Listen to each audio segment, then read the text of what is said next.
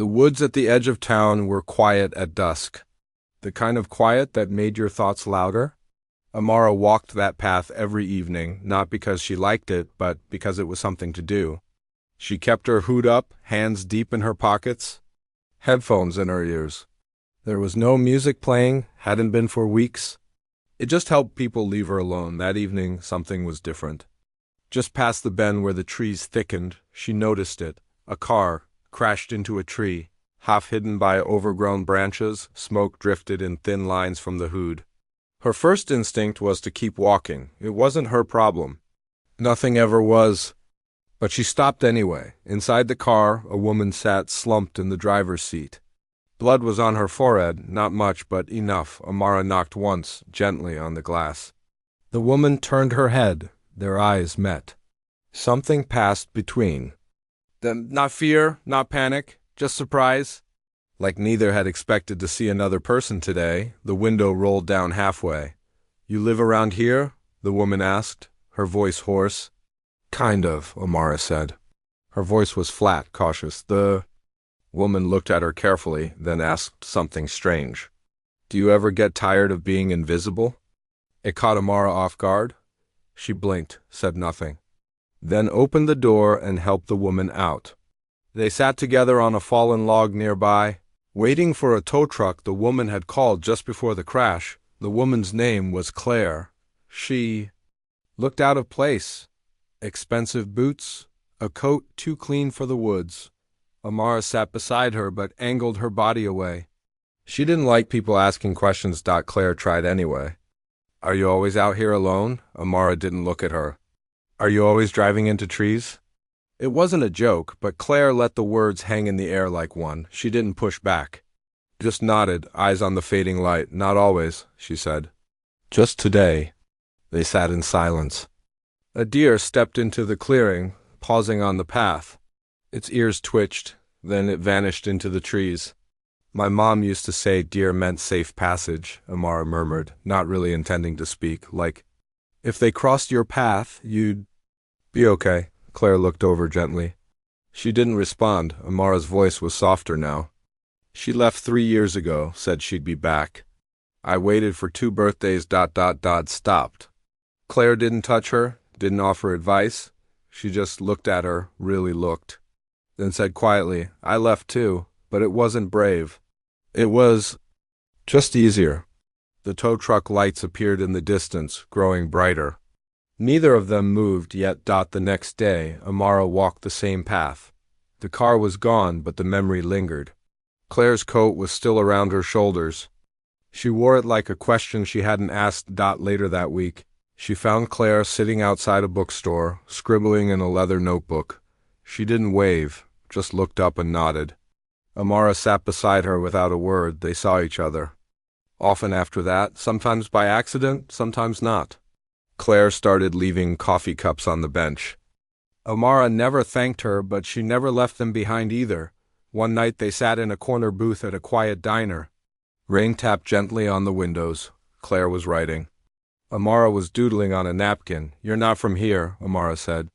"I didn't know I was looking for something," Claire replied. "Then I crashed and found me," Claire smiled.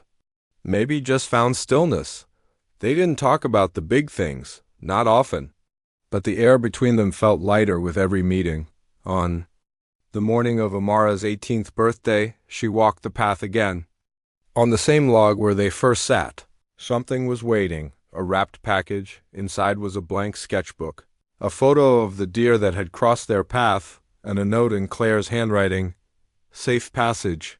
Whenever you're ready, there's space in the passenger seat." Amara didn't cry, but she smiled. Just a little. And for the first time in a long time, she looked up instead of down. She kept walking, slower now, as if the world had softened around her. And maybe it had. Because she wasn't invisible anymore. Amara ran her fingers over the note again. The handwriting was smooth, careful, like someone who took their time with things. She folded it and tucked it inside her hoodie pocket, then opened the sketchbook. The first page was blank, but it didn't feel empty. It felt like an invitation. That day she sat longer on the log than she ever had. Her phone stayed off. No headphones. just the wind in the trees and the quiet rhythm of birds calling from branches. She began to draw. Not anything in particular, just lines at first, shapes, a tree, the outline of the deer. The cracked windshield dot for the first time in years.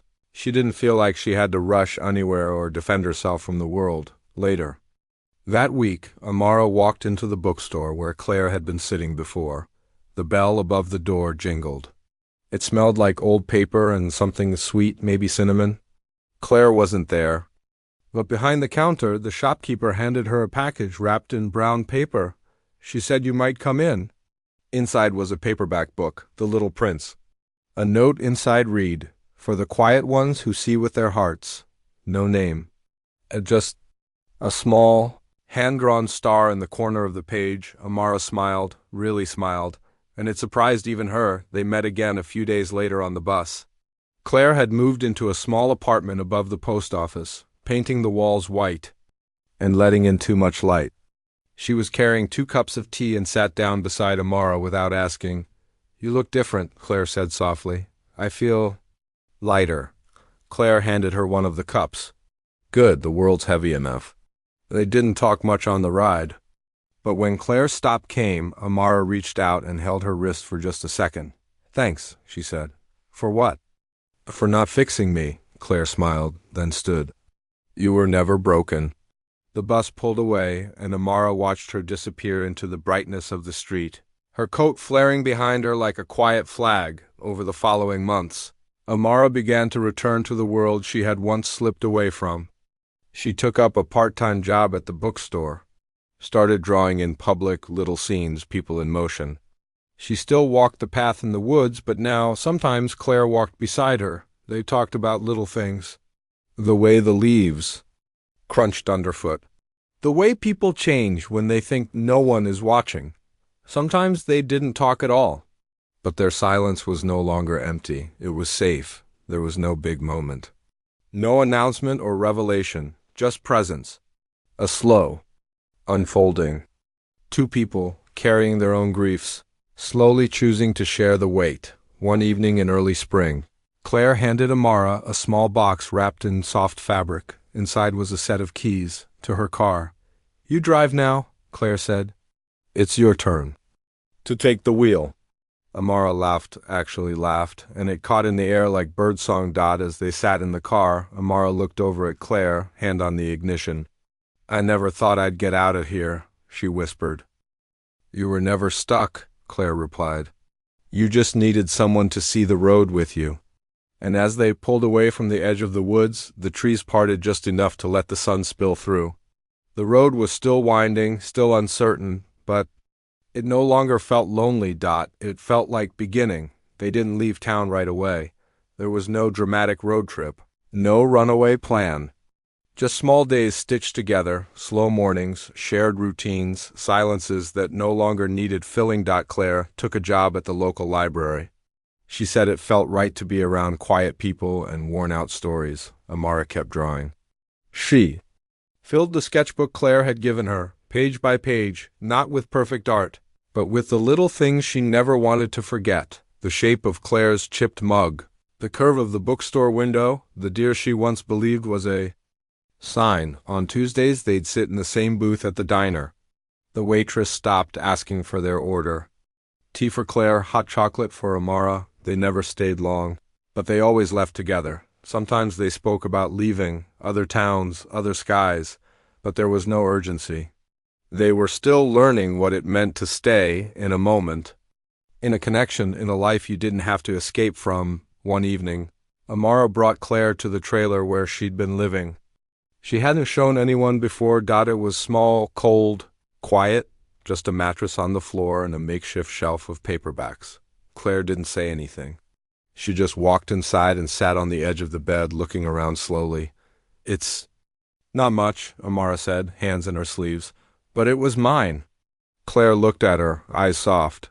"I'm proud of you for surviving." Amara looked down. "Sometimes I wish I didn't have to." Claire reached over and gently touched her hand. "I know." They stayed there for a while, not to mourn the past, but to honor it. The silence between them wasn't heavy that night. It was kind. Full of breath and respect, eventually Amara moved in with Claire. Not because she needed to, not anymore, but because she wanted to. They painted the apartment walls a pale blue. Claire hated the color at first, but Amara liked how it caught the light in the morning. They left sticky notes for each other on the fridge. Quotes, sketches, little jokes. Once, Claire left a note that simply said, "You are allowed to take up space." That one, Amara folded into her wallet. Time passed in small ways. Winter came and went. Claire taught Amara how to drive badly. They both laughed more than they yelled. The car from the crash, the one that started it all, still sat in the back lot, dented but running. One spring morning, Amara stood by the driver's door, keys in hand. Claire was already in the passenger seat, sunglasses on, pretending to read a map. "You ready?" Claire asked. Amara nodded. "Yeah, I think so." They didn't have a destination, just a direction. The road ahead was long, uneven, a little wild, but they weren't afraid, because they had each other, and sometimes that's enough, not to erase the pain, but to carry it together, to soften it with company, to make room for something new. They drove into the morning. A girl who once had no one, and a woman who once lost everything, now quietly, fiercely, showing up for each other, not heroes, not saviors, just two people, choosing kindness, and that was the story. Simple, quiet, but not small. The road was quiet. Amara kept both hands on the steering wheel, her eyes fixed forward, but there was a smile tugging at the corner of her mouth. The kind that comes from deep stillness, from feeling safe in your own skin for the first time in a long time. Claire had the window cracked open. Her fingers danced in the wind like a child's, light and aimless.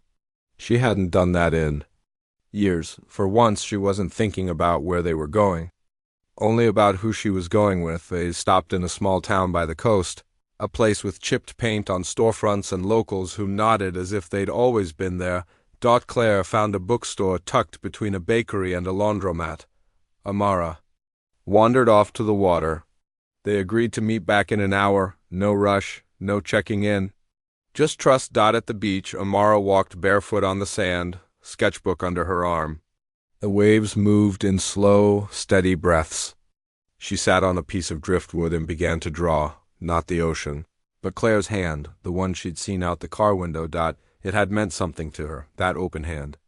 That freedom. When they reunited, Amara handed Claire the sketch. "It reminded me of the first time you reached out to me," she said quietly. Claire studied the drawing, her thumb brushing the lines gently. "I didn't know how to help you then," she said. "You didn't help," Amara said softly. "You stayed. That was enough." They stayed in that town for a few days, shared a small room above the bakery, ate breakfast outside on the curb, knees tucked close, coffee in mismatched mugs. Claire started writing again, not in her notebook, but on loose napkins and receipts. Amara kept drawing. On the third night, she drew a picture of the trailer. Not the way it looked, but the way it had felt, quiet, cold, waiting. They didn't talk about going back, but they didn't need to. On the morning they left, Claire pinned one of her notes to the corkboard in the cafe where they'd had tea. Every day. It read, "To the girl I once found in the woods, thank you for letting me be lost with you." They drove inland toward trees again. Not because they were trying to find something, but because they liked the stillness of it. One evening, they stopped by a lake where fog rolled low across the surface. Amara skipped stones while Claire sat on the dock, her feet just above the water. "What would you have done?" Claire asked. "If I hadn't been in that car?" Amara didn't answer right away. She tossed another stone, watched it ripple out. "Probably nothing," she said. "Probably just walked past, gone back to silence." Claire nodded. "I'm glad you didn't," she said. "Me too." Night fell gently. They wrapped themselves in blankets from the trunk and leaned against each other, saying nothing more. It was never about fixing. It was about presence, a kind of love that didn't demand anything but honesty, a kind of healing that happened slowly. In the pauses between words, a few weeks later, they returned to the town where it all began, just for a visit. The woods were greener now, the air warmer. On the log where they first sat, someone had carved a name, Not theirs, but still, it felt like a marker. A memory left behind. They didn't stay long, just enough to breathe it in. To honor it, before they left, Amara took out a small folded piece of paper and tucked it under a rock on the log. The drawing she left was simple, 2 figures, side by side, walking into the trees. No destination. Just together, and that was the story, still unfinished, still unfolding, carried quietly in the hands of 2 people who had once felt invisible. Now, seen. Now steady. Now moving forward, softly, bravely, always. The day they left the woods for the second time, the sky was overcast but soft. The kind of gray that made colors more vibrant, the red of Claire's scarf, the navy of Amara's jacket, the pale green of new spring leaves. They didn't speak much on the drive. They didn't need to. The silence between them was no longer empty. It was full of memory, of quiet gratitude, of things already understood. They passed a sign for a small art gallery on the edge of a nearby town. Amara slowed the car. Want to stop? She asked. Claire looked over, surprised. You want to? Amara shrugged, but her lips curved into a small smile. Might as well see what the world's showing today. Inside, the gallery was empty, except for a quiet man sweeping the floor and the soft hum of a heater. The walls were covered with paintings and sketches, most of them rough, raw, full of feeling. Claire lingered near a piece of a girl standing on the edge of a dock, arms out, wind in her hair. Amara stood beside her, silent. You like it? Claire asked. Amara nodded. She looks like she's not afraid of falling. She isn't. Amara said, she knows someone will be there if she does. Claire didn't answer. She just reached over and took Amara's hand. They held it loosely, like a thread, not pulling, just connecting. That evening, they stayed in a small room above a coffee shop. The windows looked out over the hills. Claire made tea while Amara sat cross-legged on the floor, flipping through her sketchbook. Near the back was a drawing she'd forgotten about, a cracked windshield.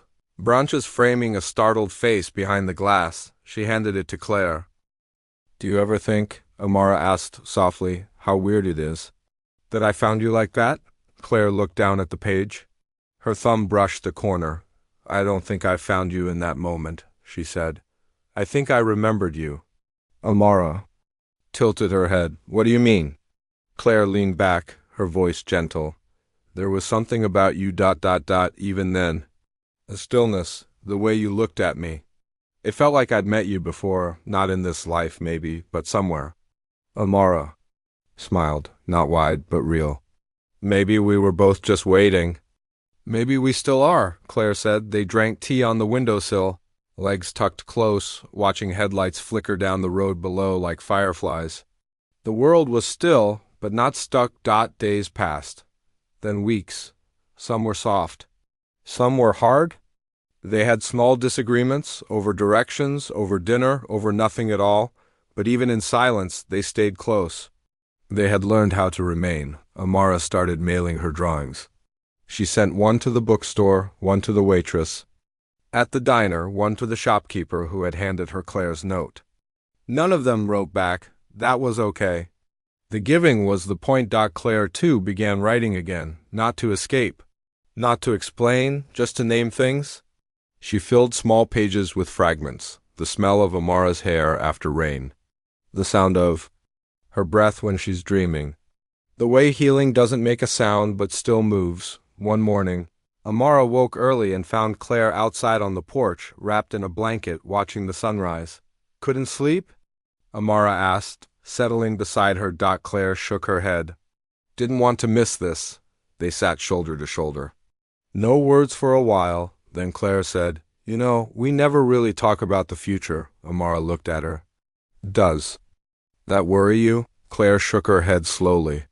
No, I think we're just building it slowly, without needing to name it. Amara leaned against her, eyes still on the horizon. I think that's the only way I've ever wanted to build anything. She said. The sun rose, slow and gold and patient. And the world turned again, soft beneath their feet, not perfect, not predictable. But shared. And enough. That evening, they drove out past the hills to a spot Claire had found on the map, a clearing where the stars were said to be clearest. It was a long, winding drive, the kind where silence felt natural, the kind where you watch the trees pass and feel a sense of time that doesn't rush you. When they arrived, they laid out a blanket on the grass. The sky was still purple, holding on to the last stretch of dusk. Amara lay on her back, her arms folded under her head, while Claire lit a small lantern and opened her notebook. They didn't say much at first. Breeze moved gently through the grass. The moon rose quietly behind the trees. Then Claire spoke. When I first left everything behind, she said, I didn't think I deserved to be found. I thought disappearing was the kindest thing I could do. Amara didn't turn her head. She just listened. I used to think love was something you gave until you were empty, Claire continued. But with you, it's different. It doesn't drain me. It returns. There was a long pause, then Amara, voice soft, said, You're the only person who's ever let me exist without asking me to explain myself first. Claire looked over. Amara's eyes were open, watching the stars blink into being one by one. Sometimes I still feel invisible, Amara admitted. Even with you? But it doesn't scare me anymore. It just reminds me I'm healing. Claire reached for her hand. No rush, no pressure, just a quiet offering. They stayed like that for hours, wrapped in a silence that had become their native language.